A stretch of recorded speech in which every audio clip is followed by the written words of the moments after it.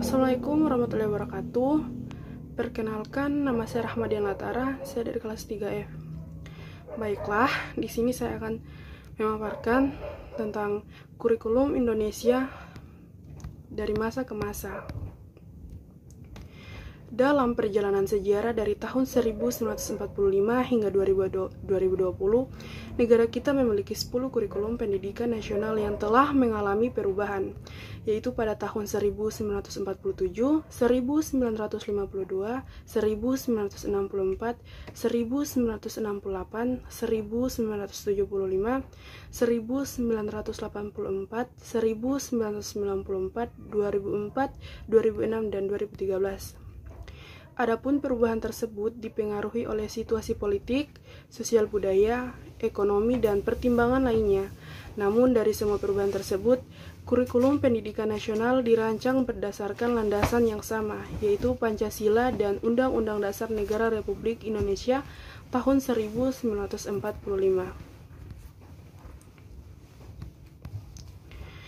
Kurikulum Rencana Pelajaran 1947. Sejarah kurikulum pendidikan Indonesia sampai saat ini dimulai dari kurikulum rencana pelajaran, yakni kurikulum lanjutan yang sebelumnya digunakan sesama penjajahan Belanda, atau disebut juga sebagai Leerplan yang berarti rencana pelajaran.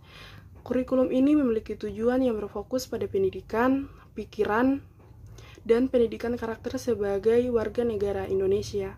Kurikulum rencana pelajaran 1947 mulai diterapkan di sekolah-sekolah sejak tahun 1950. Kurikulum rencana pelajaran terurai 1952. Kurikulum ini dapat dikatakan sebagai cikal bakal sistem pendidikan Indonesia. Dalam kurikulum rencana pelajaran terurai sudah terdapat rincian mata pelajaran dan menggunakan silabus sebagai pokok atau isi materi pelajarannya. Di kurikulum ini juga seorang guru memiliki tanggung jawab untuk mengajar satu mata pelajaran.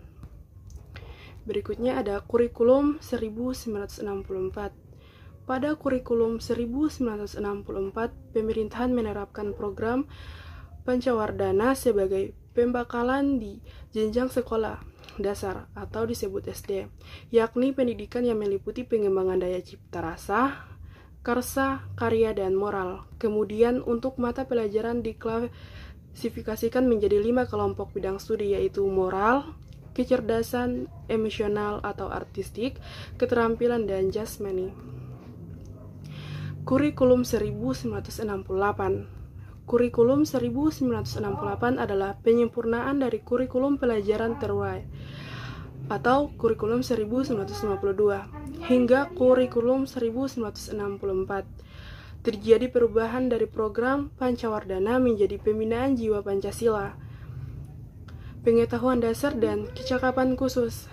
Kurikulum 1968 bertujuan untuk membentuk manusia Pancasila sejati, kuat secara jasmani, menjunjung kecerdasan dan keterampilan jasmani, moral, budi pekerti, dan beragama.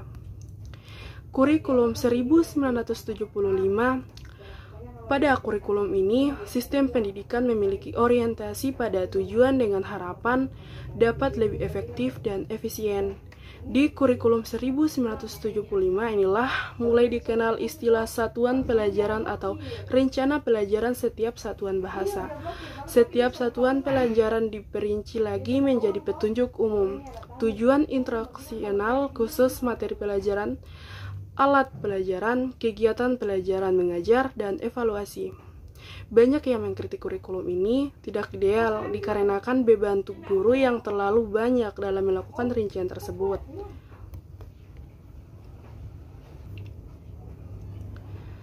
Selanjutnya ada kurikulum 1984.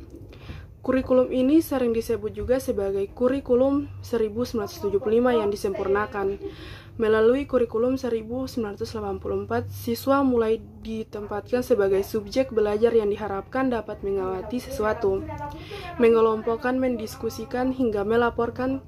Kurikulum ini menggunakan metode CSBA, cara belajar siswa aktif, dan Student Active Learning atau SAL. Kurikulum 1994 dan Suplemen Kurikulum 1999. Kurikulum ini merupakan revisi terhadap kurikulum selanjutnya dan dinilai tidak memiliki dasar perbedaan yang prinsipil. Pada kurikulum ini ada perubahan sistem pembagian waktu pembelajaran dari semester ke caturwulan. Dengan pembagian waktu tersebut, diharapkan siswa dapat menerima materi pembelajaran lebih banyak dalam pembagian 3 kali caturwulan dalam sebulan. Tujuan pengajaran menekankan pada pemahaman konsep dan keterampilannya menyelesaikan soal dan pemecahan masalah. Kurikulum 2004. Kurikulum 2004 atau lebih dikenal dengan KBK atau kurikulum berbasis kompetensi, yakni perpaduan antara pengetahuan, keterampilan, serta nilai sikap yang ditunjukkan pada kebiasaan berpikir dan bertindak. Kurikulum 2004 mendapatkan kritik perihal kegiatan alat ukur kompetensi siswa dengan ujian yang masih dengan format pilihan ganda. Setelah dilakukan uji coba di Pulau Jawa dan kota-kota besar di luar Pulau Jawa, KBK dianggap kurang memuaskan bagi guru dan tenaga pengajar yang menerapkannya.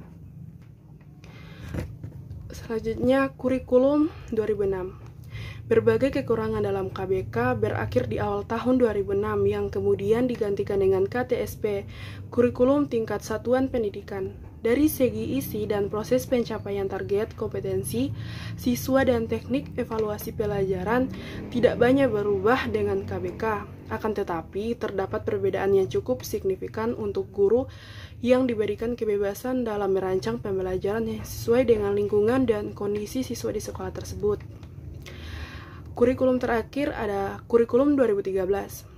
Menurut Menteri Pendidikan dan Kebudayaan, Muhammad Nuh menjelaskan bahwa kurikulum terbaru atau kurikulum 2013 ini akan lebih menekankan pemikiran kompetensi berbasis sikap, keterampilan, dan pengetahuan. Di kurikulum ini, guru diharapkan dapat mendorong siswa untuk melakukan observasi, bertanya, bernalar, dan berkomunikasi apa yang telah siswa pahami setelah menerima materi pembelajaran. Kemudian, untuk siswa itu sendiri diharapkan dapat memilih tanggung jawab terhadap lingkungan sekitar, kemampuan internasional antar personal, dan memiliki kemampuan berpikir kritis. Baiklah, itulah sejarah kurikulum pendidikan Indonesia sampai saat ini yang bisa saya ketahui. Mulai dari kurikulum rencana pembelajaran di masa awal pasca kemerdekaan hingga kurikulum 2013 sampai sekarang ini. Segala perubahan tersebut memiliki tujuan yang sama, yaitu meningkatkan kualitas pendidikan di negeri ini. Sekian pemaparan dari saya. Jika ada kesalahan kata, mohon dimaafkan. Wabillahi taufiq wal hidayah. Wassalamualaikum warahmatullahi wabarakatuh.